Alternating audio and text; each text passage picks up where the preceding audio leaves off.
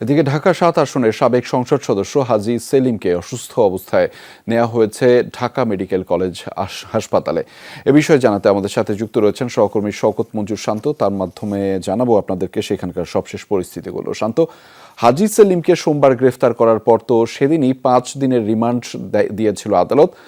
তার এই যে হঠাৎ অসুস্থতা, সেটি আসলে কি বিষয়ে, কি তথ্য রয়েছে আপনার কাছে, জানাবেন আমাদের।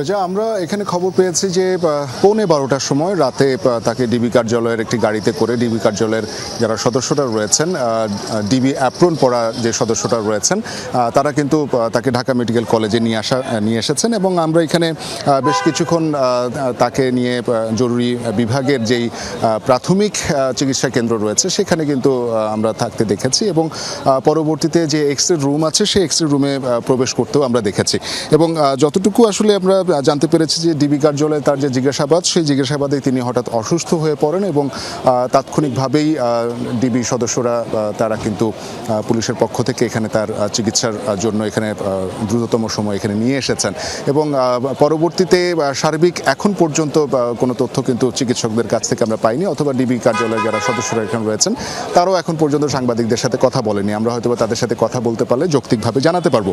এবং সর্বশেষ যেটুকু বলা যায় যে আসলে সোমবার তার যে আবেদন করা হয়েছে রিমান্ডের 5 দিনের, সেই 5 দিনের দ্বিতীয় দিন পার হতেই তিনি অসুস্থতা বোধ করছেন এবং পরবর্তীতে তাকে কিন্তু চিকিৎসার জন্য নিয়ে আসা হয়েছে।